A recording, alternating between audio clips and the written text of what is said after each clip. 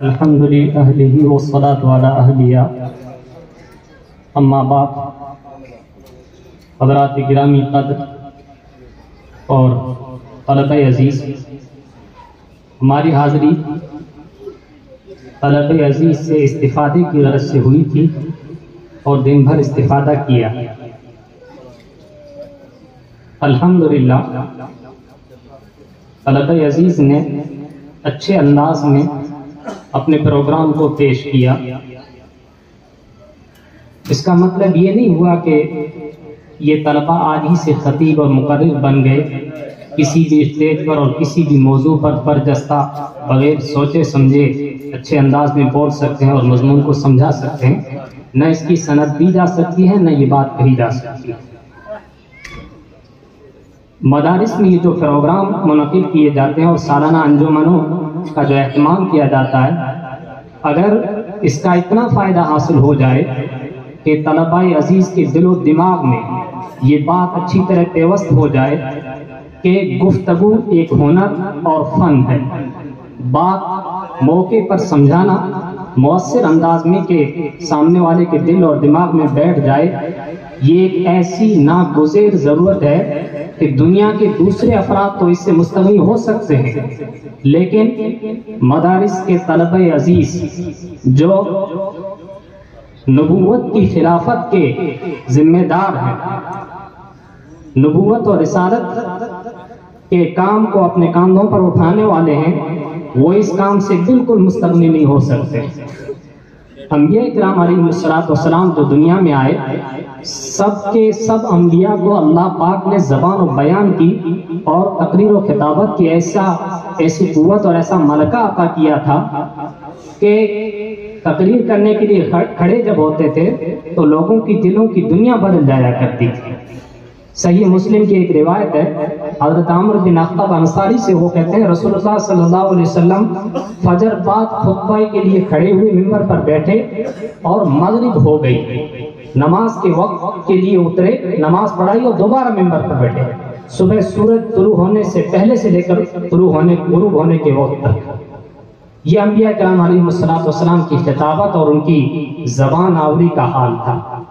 انبیاء کرام علیہ السلام کے زمرے میں صرف حضرت موسیٰ علیہ السلام ایک ایسے پیغمبر ہیں جن کی ایک خاصیت واقعے کی وجہ سے لکنت زبان میں پیدا ہو گئی تھی اور وہ صاف ٹھیک سے بات اپنی سمجھا نہیں پاتے تھے اور دشمن انہیں تانا بھی دیتے تھے کہ وَلَا يَكَادُ يُبِينُ، اپنی بات ٹھیک سے سمجھا بھی نہیں پاتے.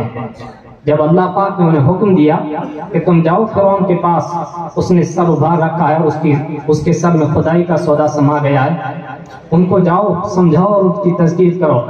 فوراً یہ فکر دامن گروئی کہ خدایا میری زبان میں تو لکنت ہے، میں بات ٹھیک سے سمجھا نہیں پاتا ہوں، کس طرح میں اپنی بات سمجھا پاؤں گا. خدایا میرے بھائی ہارون وہ مجھ سے بڑے فصیح ہیں، ان کی زبان صاف ہے اور اچھے سے بات سمجھا لیتے ہیں، انہیں بھی پیغمبر بنا کر میرا ساتھی اور معاون بنا دیجیے. اللہ پاک نے ان کی اس درخواست کو قبول، دعا کو قبول کیا اور ان کے بھائی کو بھی پیغمبر بنا دیا. قرآن نے یہ واقعہ ایک سے زائد جگہ پر بیان کیا ہے. اس زمانے میں انبیاء کرام علیہ السلام جو صداقت اور حقیقت اور جو پیغام انسانیت کے لیے لاتے تھے، وہ اس وقت لاتے تھے جب زمانے کو ان کی بہت زیادہ ضرورت ہوتی ہے. رسول اللہ صلی اللہ علیہ وسلم بھی جو آسمانی پیغام انسانیت کے لیے لائے ہیں، اس وقت انسانیت کو اس کی بہت زیادہ ضرورت تھی. اس دور کو زمانہ جاہلیت کا دور کہا جاتا ہے. یہ دور جس میں ہم جی رہے ہیں اور زندگی گزار رہے ہیں، یہ اس جاہلیت سے بھی بدترین دور ہے. اس جاہلیت میں لوگوں کو احساس تھا کہ ہم جاہل ہیں. جاہلیت کے دور راستے سے ان میں جاہلیت آئی تھی اور آج کے اس دور میں علم کے راستے سے جاہلیت آئی ہے. لوگ اپنے آپ کو ماننے کے لیے تیار نہیں ہیں کہ ہم جاہل ہیں اور ہم انسانیت سے، مانوتا سے اور انسان کی بنیادی اقدار اور اخلاقی روایات سے کتنے دور جا چکے ہیں، اس کا انہیں احساس بھی نہیں ہے. اس وقت دنیا کو جس خدائی پیغام کی ضرورت ہے، یہ وہ خدائی پیغام ہے جو تم اس وقت اپنے سینوں میں محفوظ کر رہے ہو. گرچہ تم سمجھ نہیں پاتے ہو لیکن اس کو محفوظ کر رہے ہو. اس وقت یہ زمانہ محفوظ کرنے کا ہے، سمجھنے کا زمانہ بعد میں آئے گا. اس کو سمجھیے اور پھر دنیا کے سامنے پیش کیجیے. پیش کرنے کے لیے زبان کی قوت چاہیے. آپ کے پاس الفاظ کا ذخیرہ ہو، اچھی تراکیب اور اچھے اسالیب موجود ہوں کہ مختلف ترکیبوں میں، مختلف اسلوبوں میں آپ اپنی بات سمجھا سکتے ہوں. قلم کے بھی آپ مالک ہوں. اس وقت قوموں اور ملکوں کی تقدیریں قلم کی نوک سے وابستہ کر دی گئی ہے، اور گفتار کے ساتھ کردار کے بھی آپ غازی ہیں، عمل میں بھی آپ سچے ہوں. جب زبان کی قوت، قلم کی طاقت اور عمل کی سچائی اور صداقت جمع ہو جاتی ہے، تین قوتیں جب انسان میں جمع ہو جاتی ہیں تو پھر انسانیت کو وہ اپنا فیض پہنچاتا ہے. وقت میں گنجائش نہیں ہے، بہت تنگی ہے، 2 منٹ میں نے زیادہ لی، اس پر بھی میں معذرت خواہ ہوں.